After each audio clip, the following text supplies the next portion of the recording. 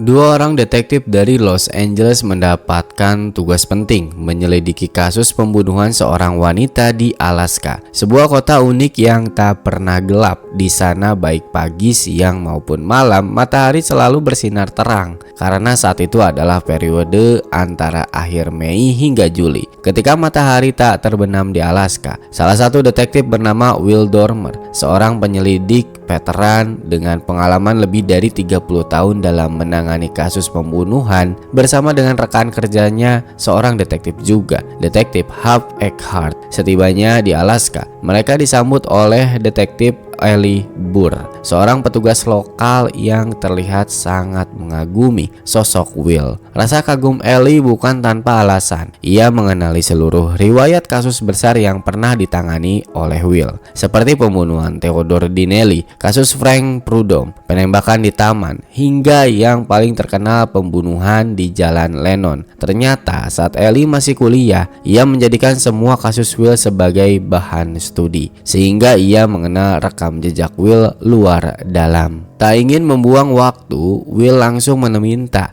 untuk diantar ke kantor polisi agar bisa segera mulai menyelidiki kasus tersebut. Di kantor, mereka bertemu dengan Kapten Buck, kepala polisi Alaska, yang menjelaskan bahwa mereka membutuhkan bantuan dari LAPD atau Los Angeles Police Department karena kasus ini cukup kompleks. Buck memperkenalkan Will dan Eckhart kepada tim penyelidik setempat. Namun, seorang detektif bernama Fred tampak sinis dan meremehkan kemampuan mereka, terutama kepada Will. Ketika Will meminta untuk melihat langsung jasad korban, Fred menyarankan untuk cukup saja membaca laporan. Tapi Will bersikeras karena bisa saja ada detail yang luput dari laporan resmi. Korban bernama Kay, seorang perempuan, dan menurut laporan forensik, ia meninggal karena hernia otak yang diakibatkan pendarahan internal. Dengan kata lain, bagian kepalanya dipukul oleh benda yang tumpul dan sangatlah brutal.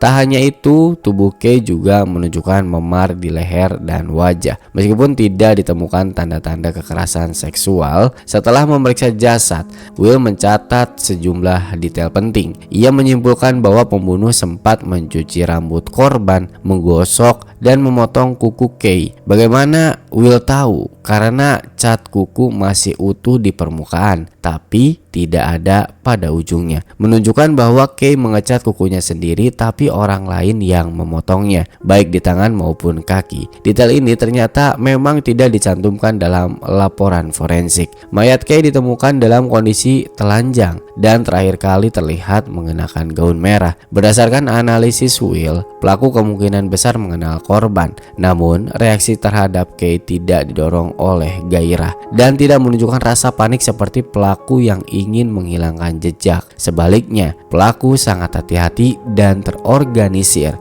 hanya memikirkan apa yang akan dicari oleh polisi dan menghapus semua jejak itu. She painted him herself, someone else. Cut him shorter. His reaction to it wasn't passionate. He didn't panic. Let's go find out who Kay was. Langkah pertama yang harus dilakukan mengungkap siapa sebenarnya Kay. Will, Eckhart, Ellie, dan Fred kemudian mengunjungi rumah Kay. Di sana ibunya menyampaikan bahwa pada Jumat malam Kay pergi ke sebuah pesta. Meski polisi tidak menemukan buku jurnal milik Kay, sang ibu yakin putrinya rutin menulisnya. Ia juga menjelaskan bahwa Kay sempat bertengkar dengan pacarnya Randy, kemudian pergi keluar rumah dengan tergesa-gesa di tengah malam. Will menemukan sobekan foto milik Kay. Setelah disusun kembali, terlihat bahwa Kay berpose dengan seorang temannya bernama Tanya. Selain itu, Will juga menemukan banyak barang mewah seperti kalung, pakaian mahal, dan aksesoris lainnya, menandakan bahwa seseorang telah membelikannya barang-barang tersebut. Randy rasanya tidak mungkin bisa memberikan semua barang mewah itu karena Randy masih anak SMA yang belum memiliki penghasilan sendiri.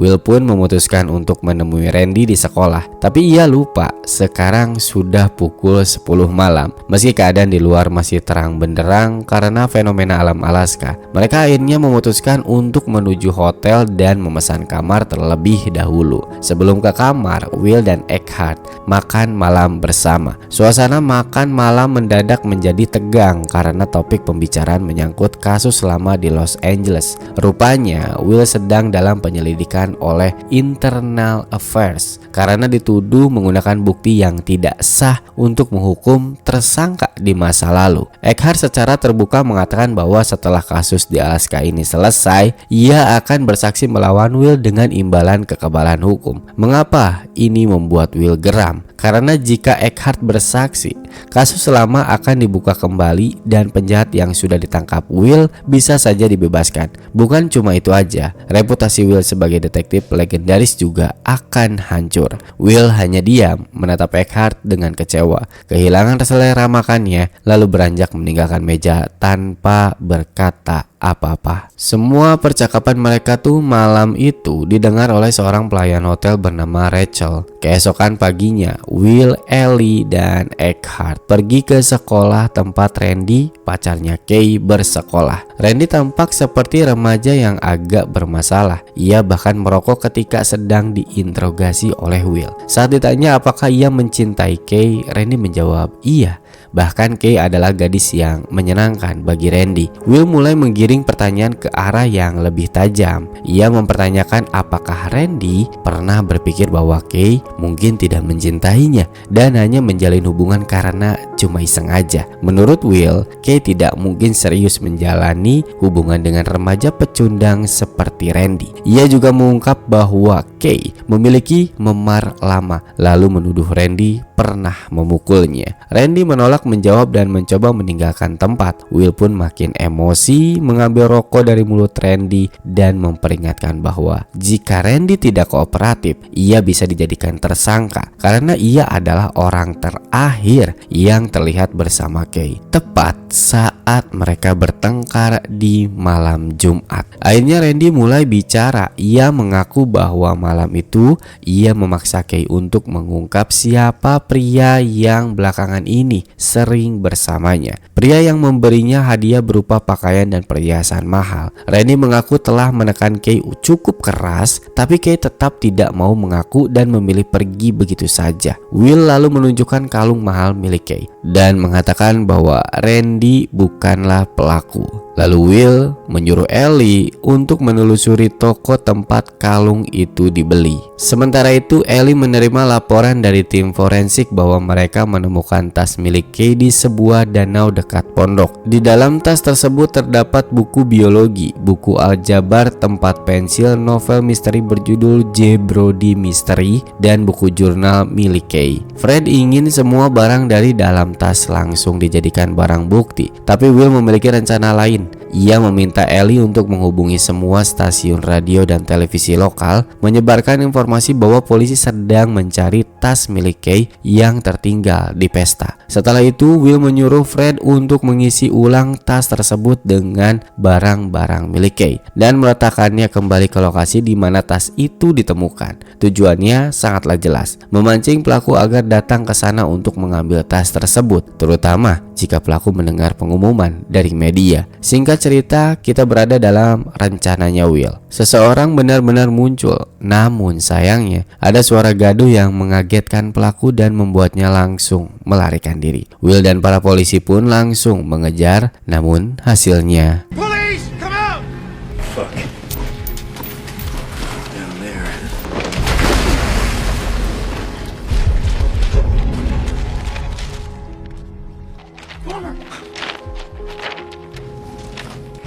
Hold it! Who's there?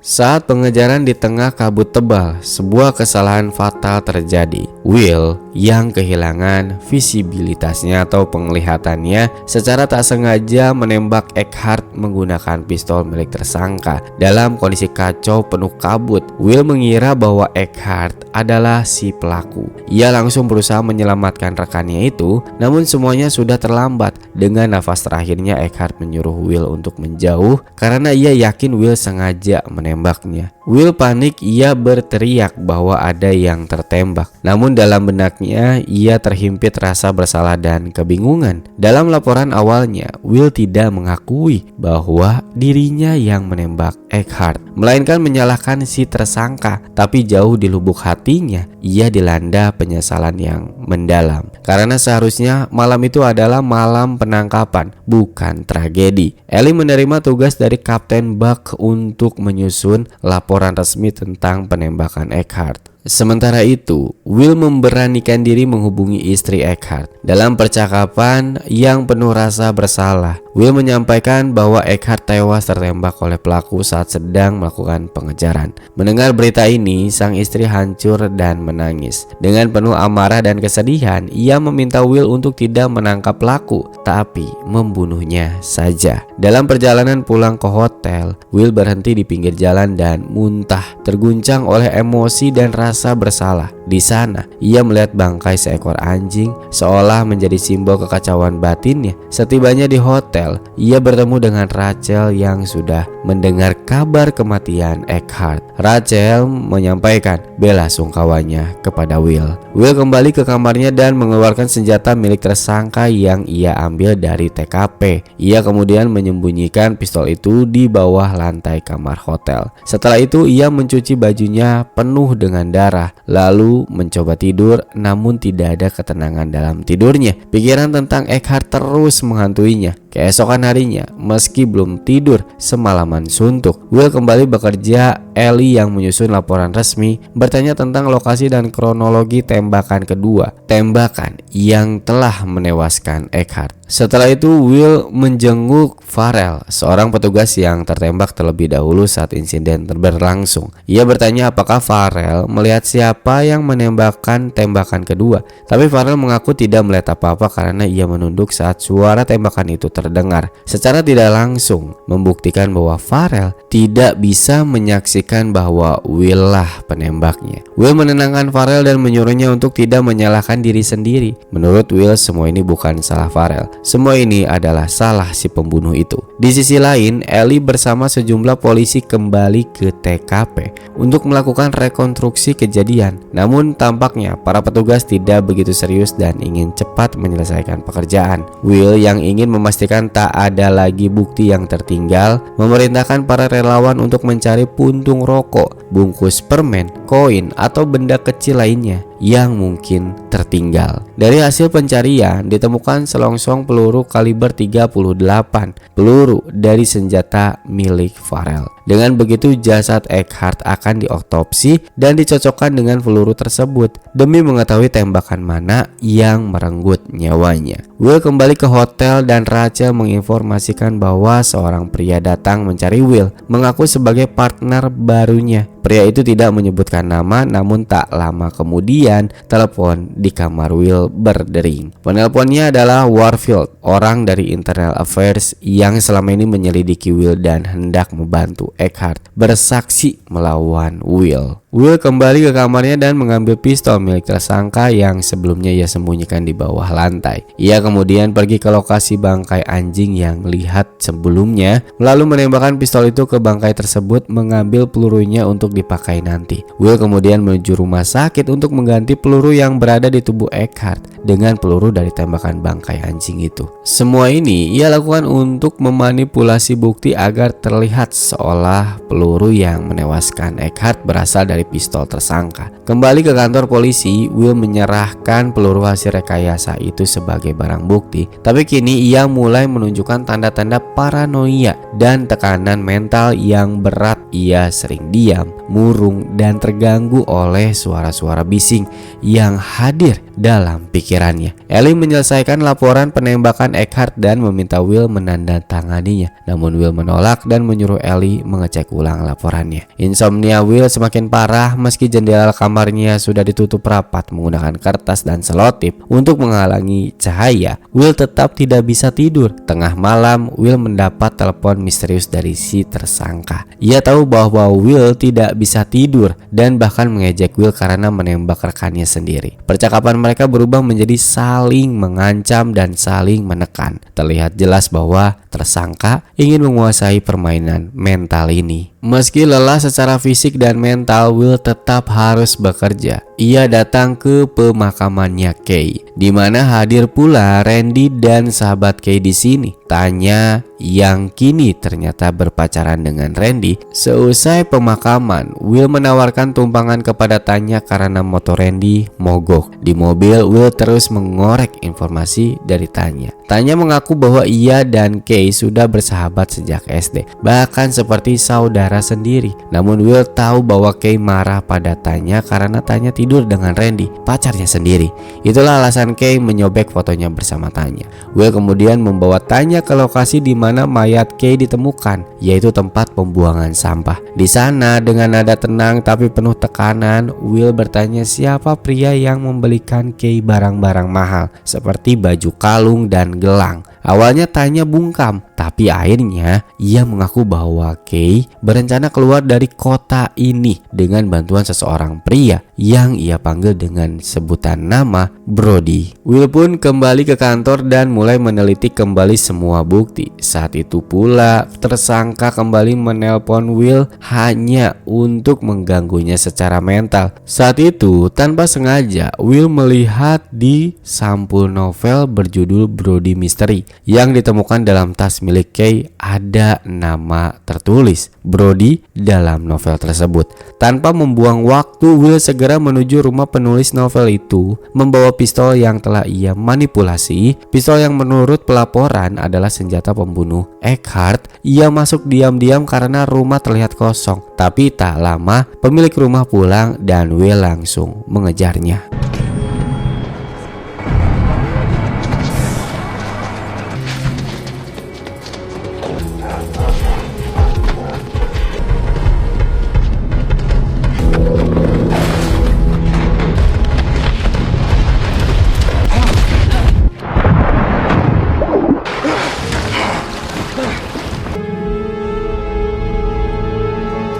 Will akhirnya mengetahui bahwa pemilik rumah itu adalah Walter, penulis novel yang dicurigai. Dalam pertemuan mereka, Walter mengaku bahwa ia memang membunuh Kay. Tetapi karena tidak ada bukti kuat, Will tidak bisa langsung menangkapnya. Walter kemudian mengajak Will untuk bertemu lagi besok pukul 11 siang di kapal feri. Usai pertemuan itu, Will menyembunyikan pistol yang telah dimanipulasi ke dalam saluran pemanas di rumah Walter. Ia berencana agar polisi menemukan senjata itu dan kemudian bisa menangkap Walter atas pembunuhan Kay sekaligus menutupi kesalahannya atas kematian Eckhart. Will kembali ke kantor dan Ellie menyampaikan bahwa ia menemukan fakta baru. Kay ternyata adalah penggemar berat Walter, bahkan memiliki banyak novel karyanya. Ellie menganggap ini sebagai petunjuk penting, tapi Will sudah tahu lebih dulu. Namun Will memuji Ellie seolah-olah itu petunjuk besar yang baru. Keesokan harinya Will bertemu dengan Walter sesuai janji. Dalam pertemuan itu Will menghina Walter habis-habisan, menyebutnya penulis gagal, orang aneh dan pembunuh. Walter lalu mengungkapkan bahwa sebenarnya ia tak berniat membunuh Kay,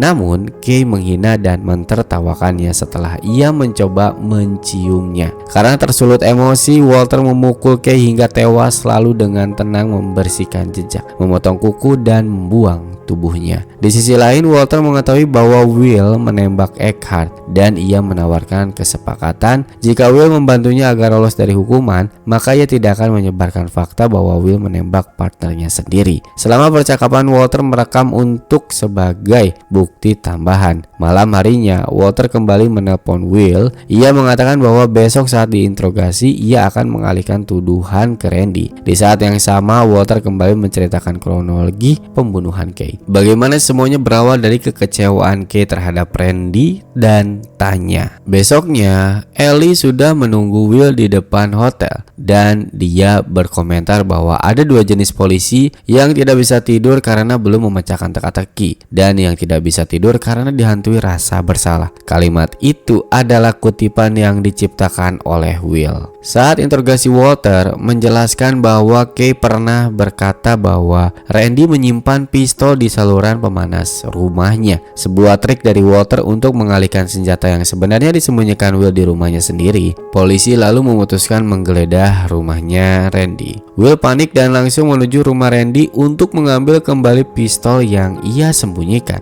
Tapi ternyata pistol itu tidak ada di tempat sebelumnya. Saat polisi tiba dan menggeledah rumah itu, mereka justru menemukan pistol tersebut tersembunyi di dalam cairan oli mesin mobil. Randy akhirnya ditangkap sementara Will hanya bisa terdiam menyaksikan semuanya. Di sisi lain, Ellie mulai curiga. Kembali ke TKP penembakan Eckhart dan menemukan sebuah peluru. Setelah dia cek, ternyata itu adalah peluru dari senjata milik Will. Will menemui Walter dan menuntut rekaman percakapan mereka di kapal. Setelah mendapatkannya, Will membuang rekaman tersebut lalu menodongkan senjata ke Walter. Namun, ia tak mampu menarik pelatuknya. Di saat yang sama, Ellie menyadari bahwa peluru yang ia temukan adalah milik Will. Artinya, kini Ellie tahu bahwa yang menembak Eckhart adalah Will, meski belum mengetahui alasan di baliknya. Will mencoba melanjutkan hidup namun pikirannya sangat amat kacau. Saat minum di bar, Ellie muncul dan mengungkapkan kekecewaannya. Ia merasa semua orang tak peduli terhadap peluru yang ia temukan. Will menyarankan agar Ellie melupakan semuanya karena kasus sudah ditutup. Malam itu, Will kembali ke hotel. Ia mencoba menutupi jendela dengan bantal agar cahayanya nggak masuk. Namun tetap tidak bisa tidur. Rachel datang karena menerima laporan suara berisik dari kamar Will. Melihat kondisi kamar yang penuh bantal dan kertas di jendela, Rachel menyadari bahwa Will mengalami gangguan tidur yang parah. Will akhirnya menceritakan tentang kasus lama di Los Angeles, tentang seseorang pelaku bernama Wayne Dubs yang menculik, menyiksa, dan membunuh seorang anak kecil. Saat itu yakin bahwa Wayne Dubs bersalah, tapi tidak ada bukti kuat menangkapnya. Maka Will merekayasa bukti dengan menaruh darah korban di apartemen Wayne Dubs. Eckhart menolak tindakan itu dan bekerja sama dengan Internal Affairs untuk membongkar kasus Will. Demi menyelamatkan diri, Will mengorbankan kepercayaan rekannya sendiri. Rachel kemudian bertanya apakah Will percaya apa yang ia lakukan benar. Will menjawab bahwa yang penting bukan apa yang benar, tapi apa yang sanggup ia jalani. Keesokan harinya, Will merasa bahwa hanya ada satu jalan keluar, membunuh Walter. Ia menuju tempat tinggal Walter dan di saat yang sama Ellie juga datang ke tempat yang sama, berniat bertanya soal kematian Eckhart. Di sana, Ellie melihat gaun milik Kay dan segalanya berubah menjadi kacau.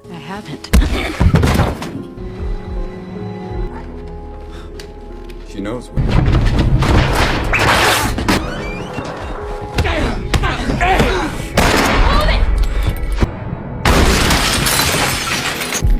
You got the wild card, Will.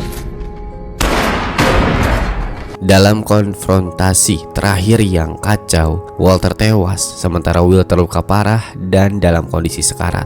Ellie yang menemukan Will dalam keadaan kritis berusaha menolong dan menyemangatinya untuk bertahan hidup. Ellie meyakinkan Will bahwa ia tidak akan melaporkan kebenaran soal Eckhart. Ellie percaya bahwa Will tidak sengaja menembak rekannya dan ia masih percaya pada sisi baik Will. Namun Will yang tahu ajalnya sudah dekat berkata dengan tenang, "Jangan kehilangan jalanmu." Will akhirnya menutup matanya dan dari situ tersirat bahwa kebenaran telah terungkap bahwa Will lah yang secara tak sengaja menembak Eckhart dan kini tak ada lagi yang bisa disembunyikan.